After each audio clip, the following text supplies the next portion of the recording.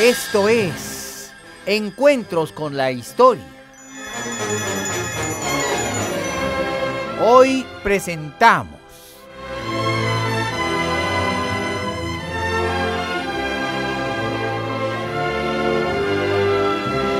el 17º capítulo de la serie, El Imperio.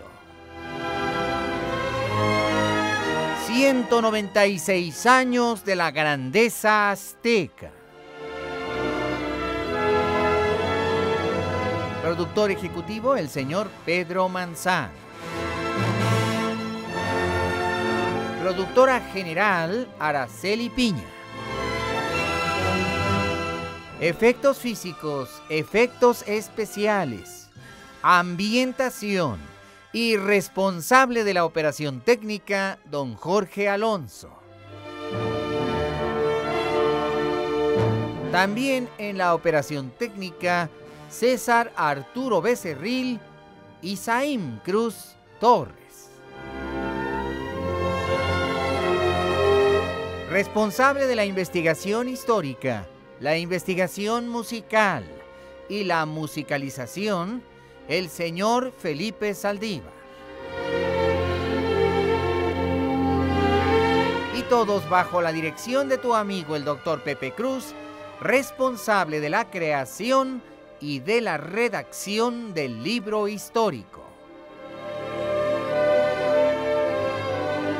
Esta es una presentación especial de Radio Centro 1030, calidad en tu vida.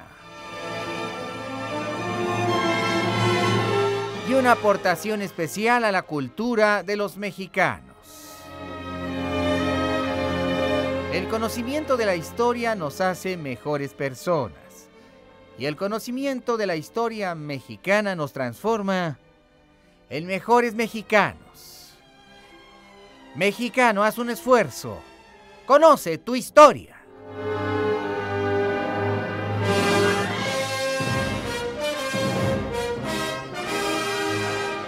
Corría el año 1482.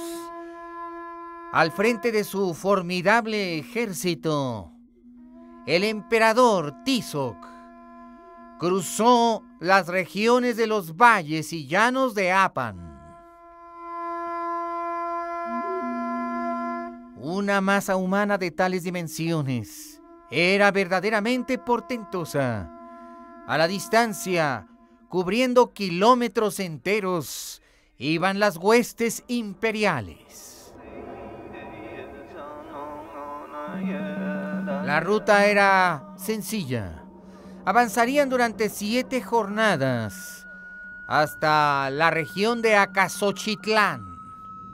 Más allá de Tulancingo, el viejo templo morada antigua del señor Quetzalcóatl, ermita legendaria donde este oró antes de ser entronizado en la ciudad de Tula. El emperador Tizoc era un hombre religioso. Quiso conocer la ermita y orar en ese santuario por el buen éxito de su campaña. Más allá de Acasochitlán, se abría un horizonte de pinares inmensos, tierras húmedas, bien irrigadas, con lluvia todo el año, densos bosques de ocote, de oyamel y de encino. Era una tierra rica y prodigiosa, de infinita belleza.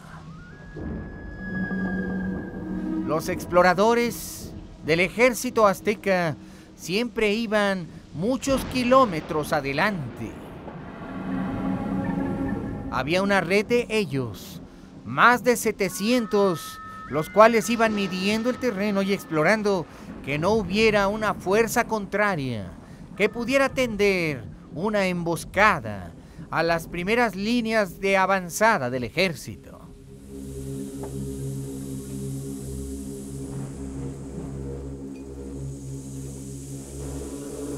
Lentamente el ejército mexica se abrió paso descendiendo por las gargantas de la Sierra Madre.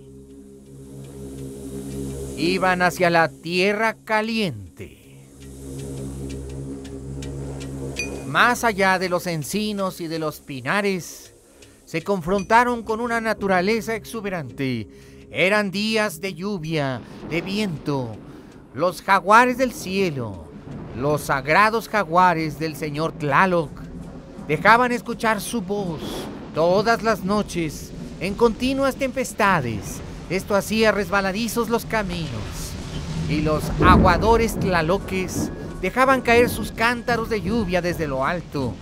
Las lluvias eran constantes, sobre todo en la tarde, y el rayo desgarrando el horizonte.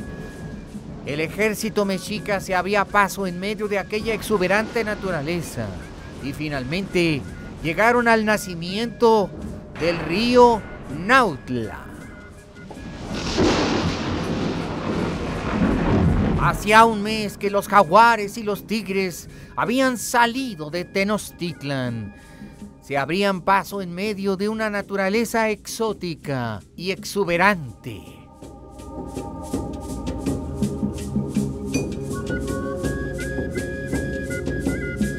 Había valles más altos de vegetación templada y de clima regular.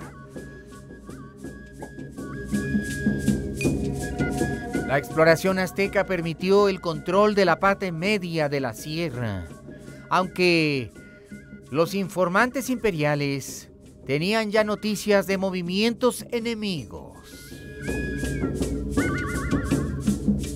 Los habitantes de aquellas tierras eran los huastecos.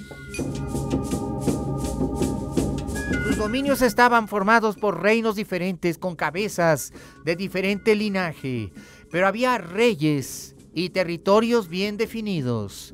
Los aztecas se habían atrevido a invadir el país huasteco, y más de 30 reyes enemigos se habían coaligado para enfrentar a los aztecas en el valle de Meztitlán.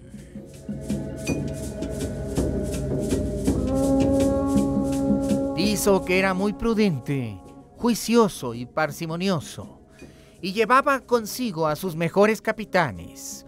Uno era su hermano, Atzayacatzin, fiero en el combate, valiente y osado, y respetado entre todas las filas del ejército. Otro de sus capitanes era el joven rey de Texcoco, Nezahualpili, íntimo amigo de Tizoc y su brazo derecho en cuestiones de estrategia militar. Eran territorios hostiles. Los enemigos estaban al acecho. Entre los densos bosques, desde la región de Zacualtipan y hasta Meztitlán, había movimiento en las líneas enemigas. Por las noches se hacía el gran campamento mexica, en donde una gigantesca tienda frágil era colocada como recinto, como casa para el emperador, como si fuera algo así como un Tecpan móvil. Ahí los sacerdotes hacían ceremonias propiciatorias y decían al emperador el designio de los dioses respecto a las rutas de ataque y respecto al momento más adecuado.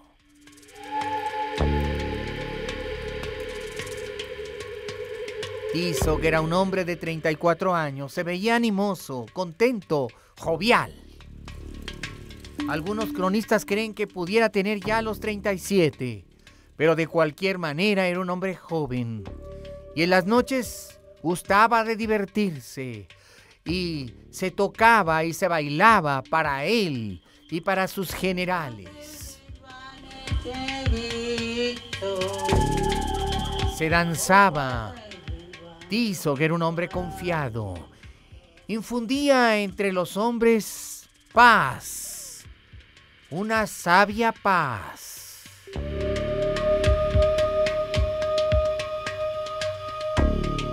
Y así pasaron 2 meses. Finalmente, la primera gran batalla tuvo lugar en Meztitlán. Entre los huastecos corría el rumor de que los aztecas ya no eran los valerosos y feroces guerreros de antes, que habían perdido en Michoacán y que habían huido cobardemente como mujeres perseguidos por Tariacuri.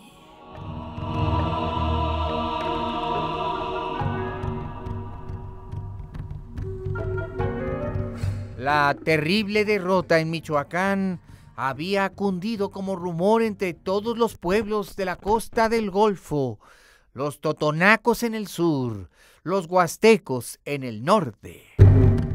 Esto envalentonó a los enemigos del imperio.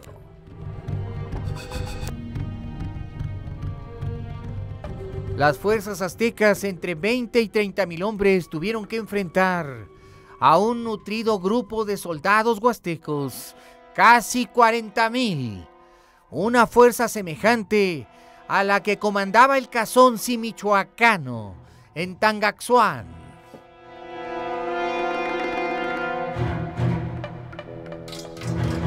En todas las ciudades huastecas se habían hecho ofrendas, en la formidable ciudad de Tajín también.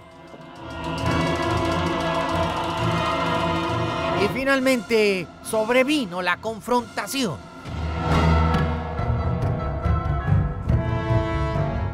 Durante un día completo, ambos ejércitos se confrontaron con fuerza y gallardía, con valor sin igual.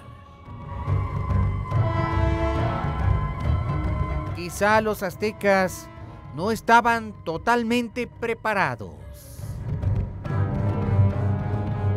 pero la primera batalla del nuevo emperador fue un desastre militar. A pesar de los esfuerzos de Ahuizotl y a pesar del heroísmo combatiente de Netzahualpili, los Tenochcas tuvieron muchos muertos y muchos heridos y tuvieron que retroceder.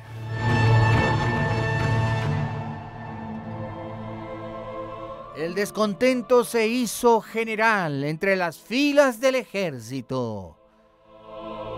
El nuevo emperador Tizoc no había demostrado el suficiente valor.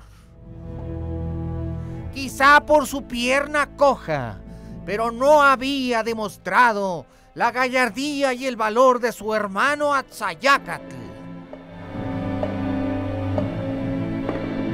Cabizbajo y abatido, regresó a su campamento el ejército azteca.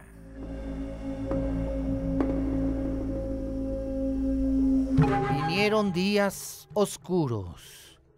La noticia se esparció como reguero por todo el imperio.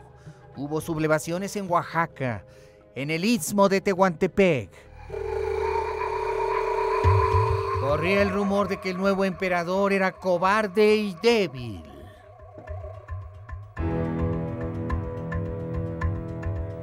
Los Pipiltin, la alta nobleza mexica, se reunía en la ciudad de Tenochtitlan, vociferando contra su emperador.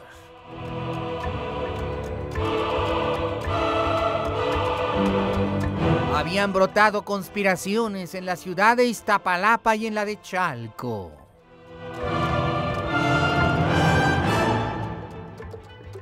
Se hablaba de que Tizoc no era un buen líder. Era un pacifista. ¿Por qué esperar que tuviera buen éxito en su campaña? Él no era el favorito de Huitzilopochtli. Había sido una mala elección. Y aunque el Cihuacóa del emperador persiguió a los revoltosos y a los rebeldes, en Tenochtitlan el rumor seguía cundiendo. El ave colibrí, el supremo señor de Anáhuac, el dios Huitzilopochtli, aquel por quien se vive, no confiaba en su brazo ejecutor.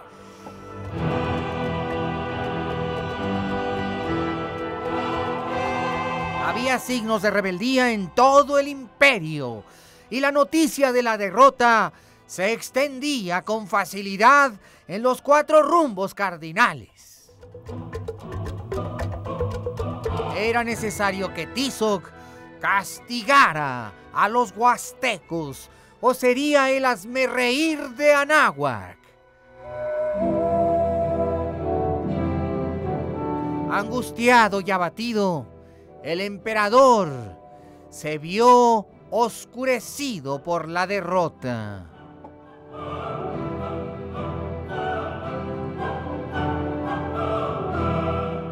Los que le amaban, su hermano Ahuizotl y el rey de Texcoco, Nezahualpili, se acercaron a él a consolarle.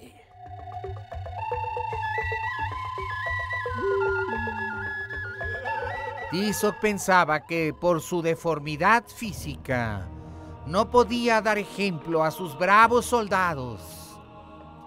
De hecho, cojeaba más cada día. Con dificultad podía moverse.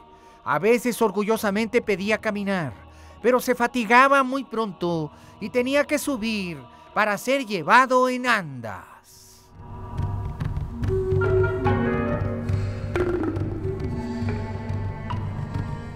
Tizoc decidió que su hermano Ahuizotl se convirtiera en nuevo Tlacatecatl del imperio. Como su hermano y como príncipe azteca, él podía encabezar a sus hombres en la fiera lucha, cuerpo a cuerpo, cara a cara frente al enemigo. Nezahualpili creyó que aquello sería una buena decisión.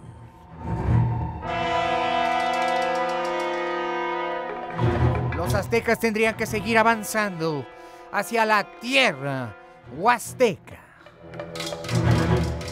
Su objetivo era llegar al mar para fundar una fortaleza militar.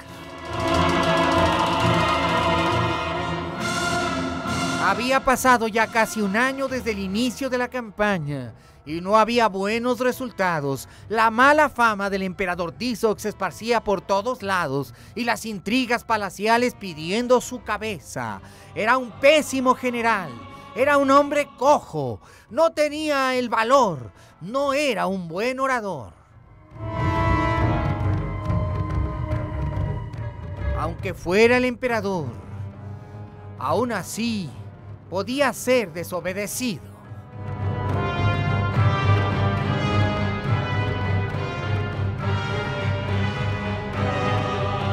Los comentarios de la gente favorecían a Ahuizotl. Si Ahuizotl hubiera sido el elegido.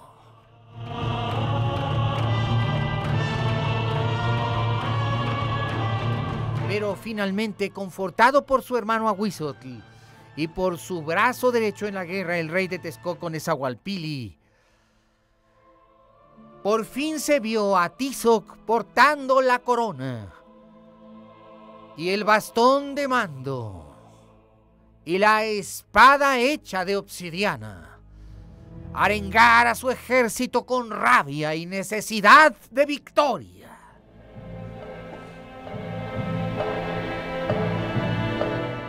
Nuevos refuerzos habían llegado desde Tenochtitlan. Había que dar un castigo ejemplar. Y entonces tuvo lugar la batalla de Nautla. Esta sería una confrontación mayor, más violenta, más furiosa. Los aztecas necesitaban desesperadamente la victoria. Y de nuevo estalló el combate y el diluvio de flechas y de lanzas y el choque de los dos ejércitos hizo estremecer a la tierra y a los dioses mismos del Anáhuac. Y tras de una semana de batallas, los aztecas al fin se hicieron con la victoria.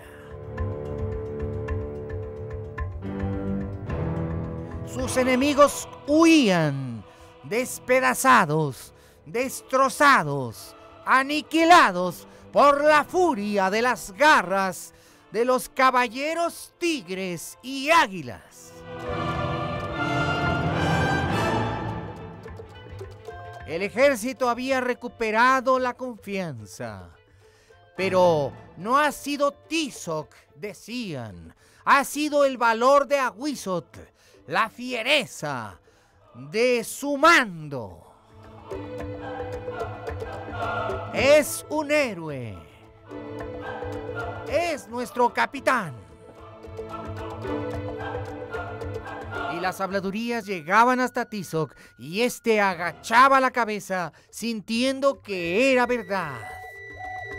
¿Por qué los dioses le habían dado a él la pesada tarea de gobernar aquel imperio, estando incapacitado y siendo un cojo? Se decía a sí mismo. Hasta que Nezahualpilli le dijo: no, señor, tú eres nuestro dios viviente, nuestro emperador. Por ti toda gloria, por ti toda furia, por ti todo honor. Y cubiertos de gloria finalmente los ejércitos mexicas, dejando un destacamento militar en Nautla y habiendo fundado una nueva ciudad, regresaron por la Sierra Madre en pos de Tenochtitlan. Llevaban cautivos, llevaban la gloria en sus frentes. Y al conocerse solo el hecho de que el emperador había retornado a Tenochtitlan, cesaron todas las rebeliones.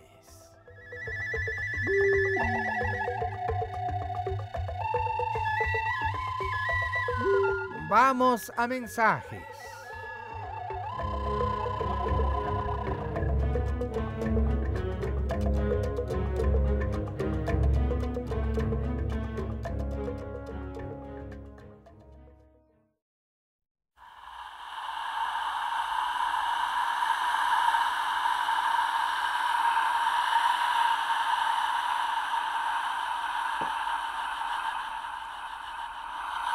Era el tercer año de gobierno del emperador Tizoc. Tenochtitlan había dejado de ser lo que era.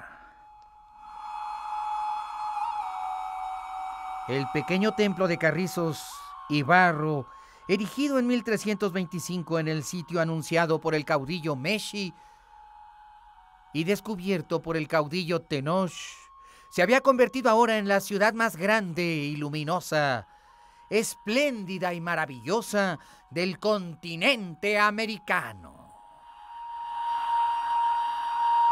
La sin rival Tenochtitlan, la inmortal, la que cantaban las loas de los poetas.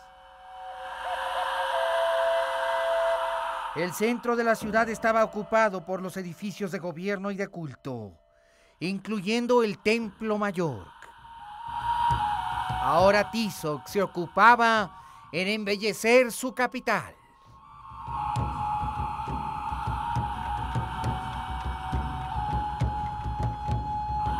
Se había construido un muro de serpientes y en su interior había 70 edificios. El más grande era la pirámide doble de los dioses Huitzilopochtli, amo de la guerra, y Tlaloc, dueño de la lluvia.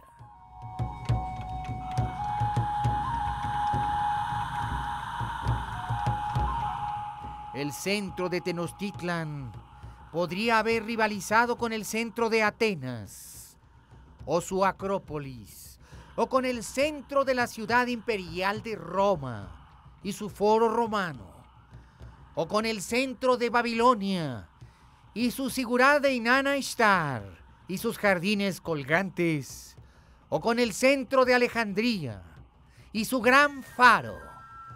Era una de las obras colosales construidas por la humanidad. Tizoc visitaba diariamente su ciudad dando órdenes. Construid escaleras aquí, acueductos allá, engalanad esta bella ciudad, con nuevos monumentos. Hacedla pulcra, bella, magnífica.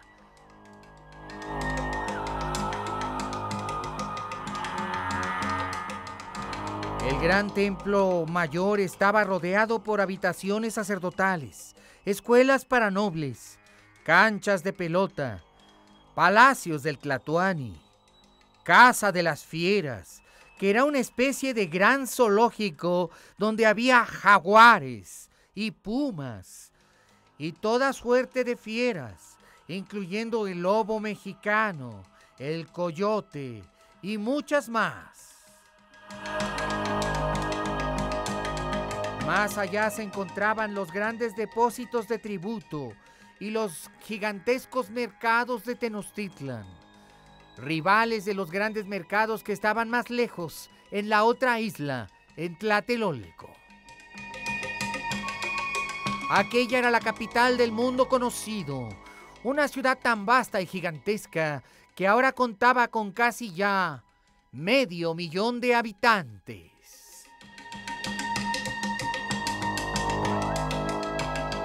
Más allá del centro estaban los calpulis, con habitaciones, cultivos y templos, y edificios del gobierno civil de cada calpuli. Había una serie de canales y puentes que comunicaban las diversas zonas y calpulis de la ciudad. La isla se comunicaba con tierra firme por medio de 4 calzadas de 40 metros de ancho, que durante las noches eran interrumpidas cuando los puentes colgantes se izaban para impedir que nadie pudiera entrar o salir de la ciudad.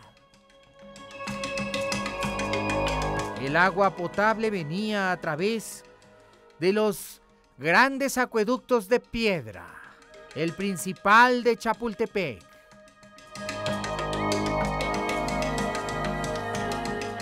Aunque ya se proyectaba un nuevo acueducto que trajera el agua también de Coyoacán para dar abasto suficiente a la ciudad. Se había construido una serie de embarcaderos, de diques y albarradones para impedir que las aguas de la laguna invadieran el interior de la grande y magna ciudad. Aquella era la digna capital de un imperio que ahora ya se extendía por miles de kilómetros cuadrados. Pero la gloria y la fama de México Tenochtitlan se amparaban en la guerra.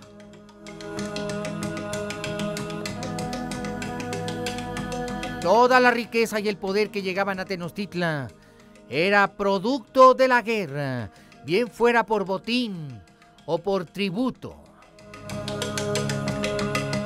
Se decía que aquel Tlatoani era perezoso y flojo y que engordaba en su palacio en lugar de salir a combatir y dirigir a sus ejércitos. La nobleza mexica empezó a conspirar diciendo: ¿qué clase de emperador tenemos que no toma su lanza y su espada, su yelmo y su escudo, su coraza y su peto, y se mantiene entre las mujeres, en los estanques de su palacio, durmiendo y comiendo como si fuera una concubina en lugar de un emperador de Anáhuac? ¿Por qué no nos ordena ir a luchar? ¿Por qué no encabeza su ejército y sale de la ciudad para hacer nuevas conquistas en distantes regiones a 200 o 300 jornadas de distancia? Ese es el emperador que nos urge, el que queremos, el que anhelamos, el que deseamos. No un emperador que solamente tiene palabras de lisonja para los canteros y los escultores, los pintores y los arquitectos, para los estudiantes del Calmecac y los poetas.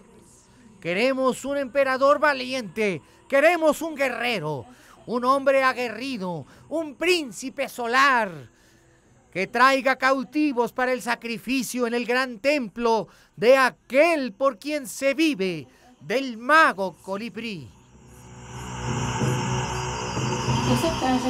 Claro, pero es que está cojo, se cansa, es débil, no tiene ánimo, es un cobarde. ¿Por qué hemos sido castigados con un emperador así? Y Tizoc no era ajeno a todos estos comentarios. Sin embargo, en la corte del gran Tlatoani había quienes le amaban e iban a aconsejarle.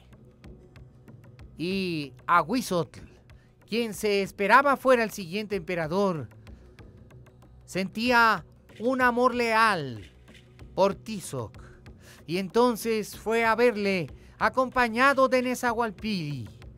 Durante 3 días pidieron la audiencia imperial, hasta que el Cihuacoa del emperador les hizo saber que serían recibidos.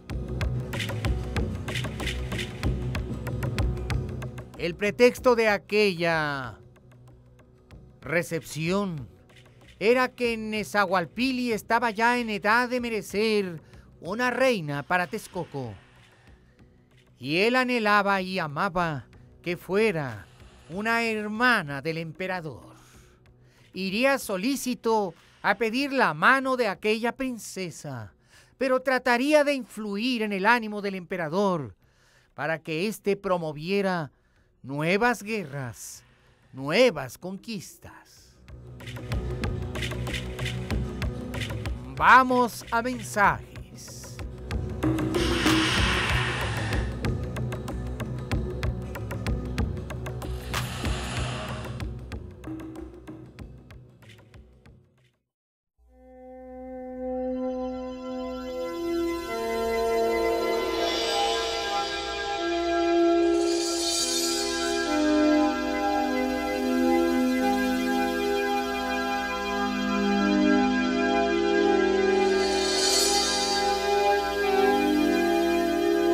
Era el año 1483 de nuestra cuenta. Anáhuac prosperaba y florecía. Sin embargo, había descontento. Los capitanes de la guerra y los pipiltin, la nobleza imperial, se había hecho ambiciosa. Ellos anhelaban nuevas guerras y nuevas conquistas.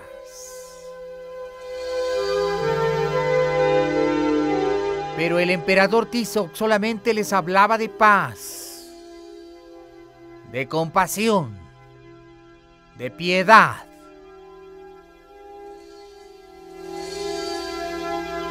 En secreto conspiraban y decían que era un cobarde.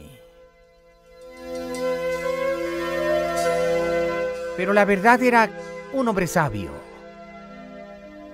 Él estimaba que los aztecas habían sido demasiado crueles al cobrar sus tributos.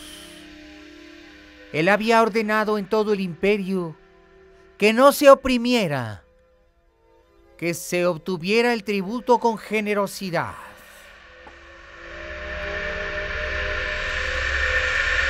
Pero toda aquella cúpula imperial y de poder se amparaba en los pipilis o pipiltin, los capitanes de la guerra y la gente de la nobleza. Los pilis no pagaban tributo, tenían acceso a la mayor parte de los cargos públicos, podían recibir recompensas y dirigir las guerras. Si no había guerras, su clase social estaba arruinada. Ellos eran amantes de la guerra.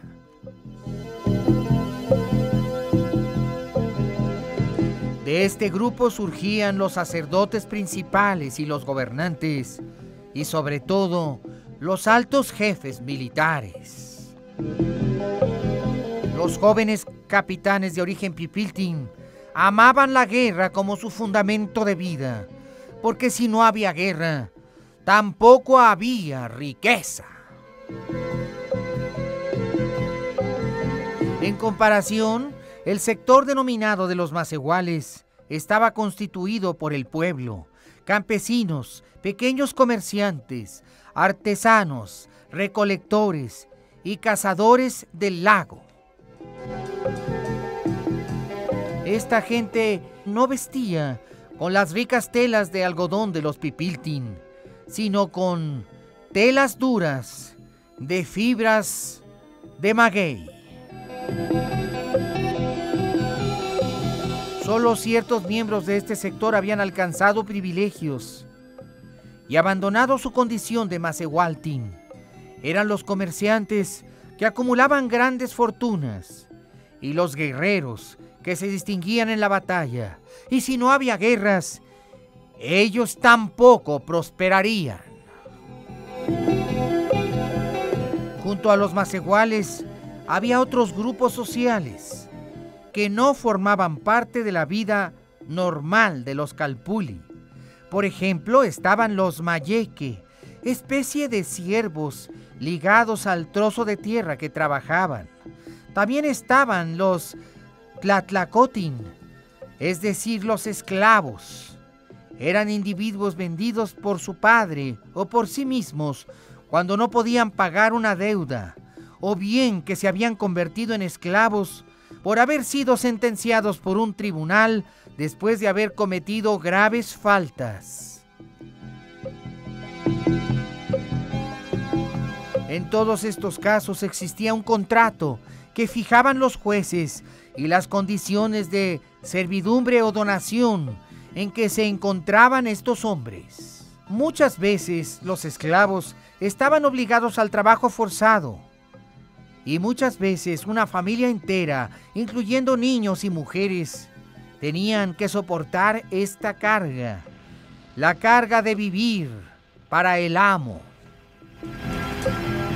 Pero las leyes eran justas, y si un amo maltrataba a sus esclavos, los golpeaba o los hacía morir, entonces estos recuperaban su libertad y debían ser indemnizados.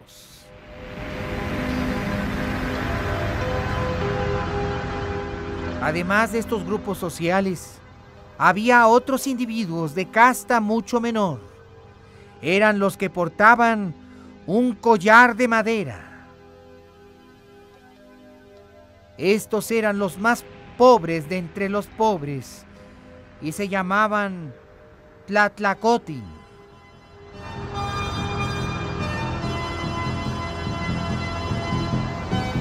Eran los que tenían perdidos sus derechos por haber cometido una grave falta, como embriagarse con alcohol, o haber violado a una mujer, o haber atacado a un niño, o haber cometido otras faltas horribles.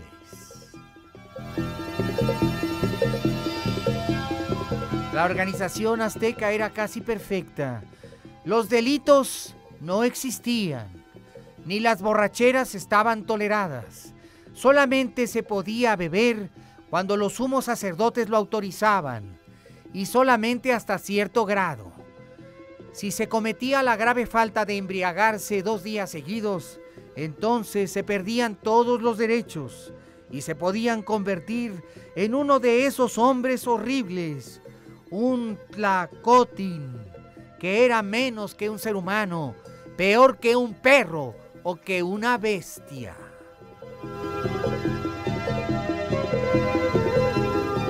Pero cuando un tlatoquín seguía bebiendo y por acción del alcohol agredía a otra persona, levantaba su mano o decía palabras de improperio, entonces era sacrificado y muerto porque había perdido su condición humana, ya que se decía que el alcohol era el veneno con que los dioses del mal querían destruir a la civilización azteca, y los que bebían se convertían en demonios y había que acabar con ellos, asatearlos con flechas y después descuartizar sus cuerpos, porque no había cosa más horrorosa en la sociedad azteca que un hombre borracho. Un borracho era peor que un demonio, era una cosa, una calamidad terrible, una masa asquerosa y despreciable.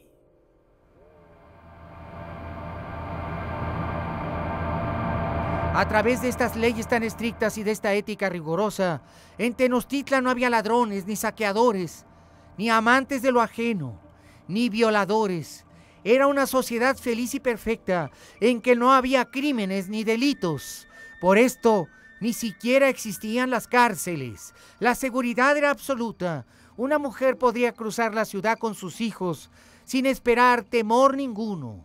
Y los policías se jactaban de que era tan segura Tenochtitlan que nunca tenían que intervenir.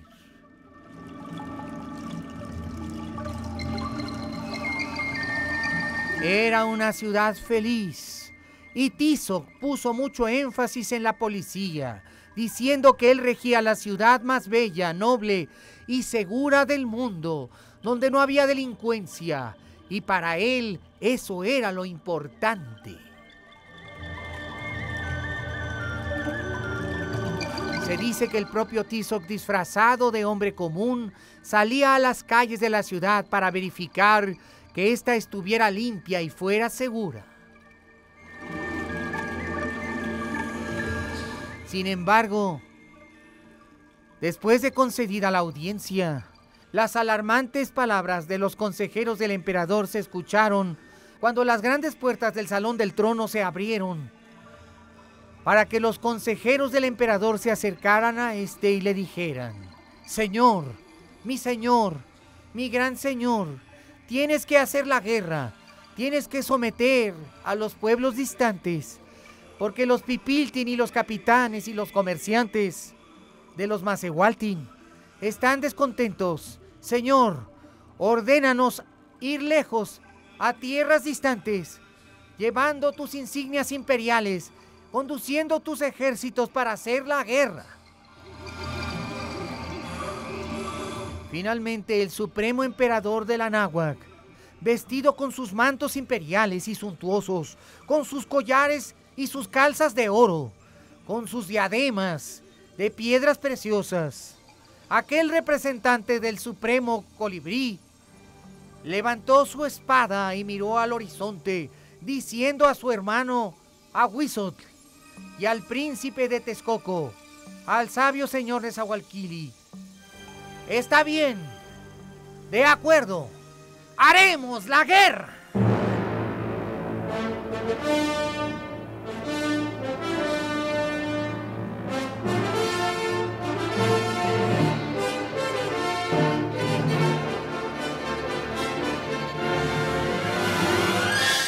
Gracias por haber estado con nosotros en el capítulo número 17 de la serie El Imperio, 196 años de la grandeza azteca.